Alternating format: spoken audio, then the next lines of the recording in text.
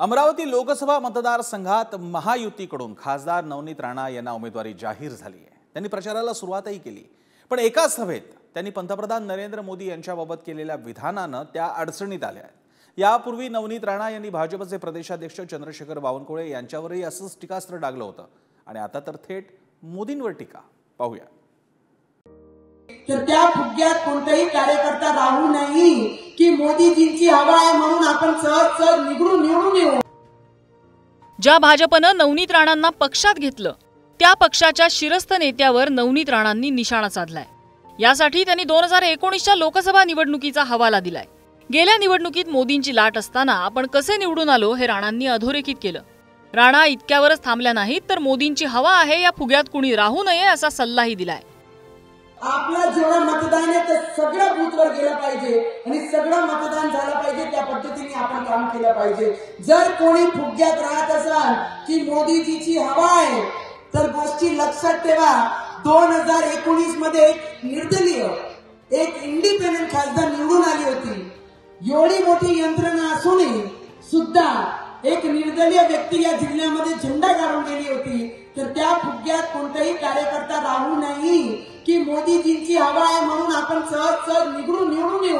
आज आम्ही सगळे मोदीजींचे नावाने लोकांकडे जात आहे, मोदीजींचा नमस्कार सांगताय, मोदीजींचे विकास काम आम्ही सांगताय आणि पूर्ण देशामध्ये कोणताही ऑपोजिशन व्यक्ती त्यांच्या समोर नाही। तो मोदीजींची हवा होती आहे आणि भविष्यात सुद्धा राहणार आहे। देशाची प्रगतीसाठी हे मोदीजी आवश्यक आहे आणि अबकी बार 400 पार आणि मोदीजी परत एकदा 2024 मध्ये हे आमच्या देशाचे प्रधानमंत्री होणार आहे। खरं तर नवनीत राणांना उमेदवारी द्यायला महायुतीतूनच प्रचंड विरोध झाला। तसंच पक्षांतर्गत विरोध असतानाही भाजपने नवनीत राणांना उमेदवारी दिली। महत्त्वाचं म्हणजे महायुतीचा भाग असलेल्या प्रहार संघटनेचे अध्यक्ष बच्चू कडू हे राणांच्या विरोधात आहेत। असं असतानाही नवनीत राणांनी केलेल्या या विधानामुळे चर्चांना उधाण आलंय। हिला नेमकं कळत नाही। एखाद्याने चावी मारावी आणि ती गुड्डी कशी चालते तशी तिचं ते सगळं चाललेलं आहे। मुळामध्ये ज्या भाजपाने तुला तिकीट दिली, ज्या घरात राहते तिथेच तू पहिली आग लावतेस। अर्थात आमच्यासाठी बातमी, कारण जो काही 400 पारचा जो फुगवला गेलाय त्याला नवनीत राणांनी मस्त छान सुई लावली आणि टम करून टाकलाय। प्रत्येक कार्यकर्त्यांनी काम करावं या अपेक्षेने त्यांचं वक्तव्य असावं असं माझं मत आहे। प्रत्येक कार्यकर्त्यांनी काम करावं या अपेक्षेने त्यांचं वक्तव्य असावं असं माझं मत आहे। 2019 मध्ये नवनीत राणा या काँग्रेस राष्ट्रवादीच्या पाठिंब्यावर अपक्ष म्हणून लोकसभेत पोहोचल्या। यावेळी त्यांनी शिवसेनेच्या आनंदराव अडसूळांना पराभवाची धूळ चारली होती। मात्र विधानसभा निवडणुकीनंतर उद्धव ठाकरे काँग्रेस राष्ट्रवादीच्या साथीने मुख्यमंत्री झाले। त्यानंतर पुढील राजकीय वाटचाल सुकर करण्यासाठी राणा दाम्पत्यानं भाजपला पाठिंबा दिला। 2019च्या निवडणुकीमध्ये अपक्ष असलेल्या नवनीत राणांना 5,10,947 मतं मिळाली होती, तर शिवसेनेच्या आनंदराव अडसूळांना 4,73,996 मतं मिळाली होती। राणा 36,951 मतांनी विजयी झाल्या होत्या।